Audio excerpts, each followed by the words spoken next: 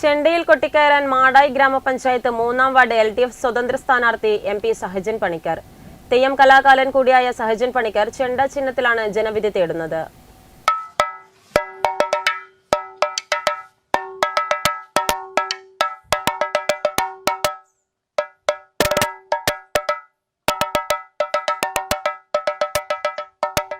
നമ്മളിപ്പോൾ ഉള്ളത് വെങ്ങരയിലാണ്. മാടായി ഗ്രാമപഞ്ചായത്തിലെ 2-3-ാം വാർഡ് സ്ഥാനാർത്ഥി സഹജൻ പണിക്കറാണ് എന്നോടൊപ്പം ചേരുന്നത്. സഹജേട്ടാ, എന്താ ഈ ചെണ്ടയൊക്കെ ആയിട്ട്? ചിഹ്നം ചെണ്ടയാണല്ലേ?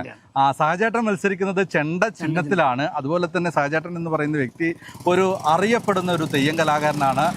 സഹജേട്ടൻ നമസ്കാരം അല്ലേ? എന്തായി നമ്മുടെ തെരഞ്ഞെടുപ്പ് പ്രചരണങ്ങൾക്ക്? ആദ്യമായിട്ടാണോ ഈ മത്സരരംഗത്ത്? ആദ്യമായിട്ടാണല്ലേ? ഈ ചെണ്ടയുമായി ബന്ധപ്പെട്ട കാര്യങ്ങൾ പറയുമ്പോൾ എത്ര കാലമായി ഈ രംഗത്ത് പ്രവർത്തിക്കാൻ തുടങ്ങി? 45 വർഷമായിട്ട് ഈ രംഗത്ത്, തെയ്യം കലാരംഗത്തും അതുപോലെ തന്നെ ചെണ്ട വാദ്യോപകരണമായ ചണ്ടി ഒരുപാട് തറവാട് ക്ഷേത്രം. അതുപോലെ തന്നെ സഹജേട്ടൻ തെയ്യം കെട്ടാറുണ്ടല്ലേ?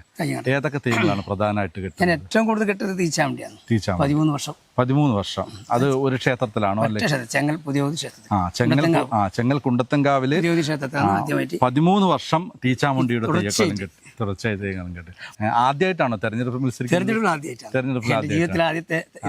അതുപോലെ തന്നെ എനിക്ക് ഓർമ്മയുണ്ട്, സഹജൻ പണിക്കർ എന്ന് പറയുന്നത് ഒരു പക്ഷെങ്കിൽ പക്കമേള രംഗത്തല്ലേ, കലോത്സവ വേദികളിൽ ഒരു കാലഘട്ടത്തിൽ കലോത്സവ വേദികൾ, അതായത് ഉന്നതന്മാരായ നടിക്ക് വരെ ഞാൻ ഡ്രംസ് വെച്ചിട്ടുണ്ട്. ആർക്കാണ്? ഈ കാവ്യമാധവൻ, പിന്നെ അനുശ്രീ, പിന്നെ അങ്ങനെ ഒട്ടേറെ സിനിമക്കാർക്കും നടന്മാർക്കും ഞാൻ ഈ പശ്ചാത്തലം ചെയ്തിട്ടുണ്ട്.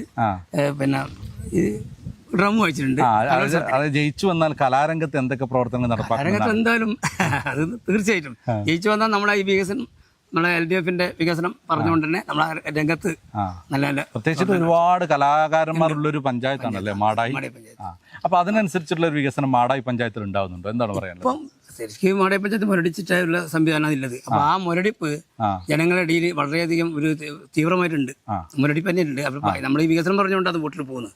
പക്ഷെ ആ പഞ്ചായത്തിന്റെ മുരടിപ്പ് ഇപ്പോ നമ്മുടെ സഹപ്രവർത്തകനായ MK ശിവപ്രസാദിനെ കുറിച്ച് വളരെ വ്യക്തമായി പറഞ്ഞിട്ടുണ്ട്.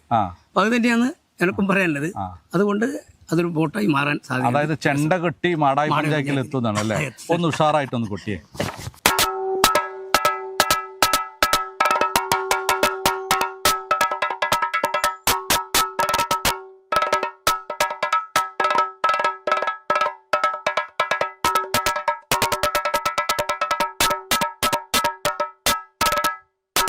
ക്യാമറമാൻ സുമേഷ് പയ്യന്നൂരിനോടൊപ്പം നികേഷ് താവം, നെറ്റ്വർക്ക് ന്യൂസ്.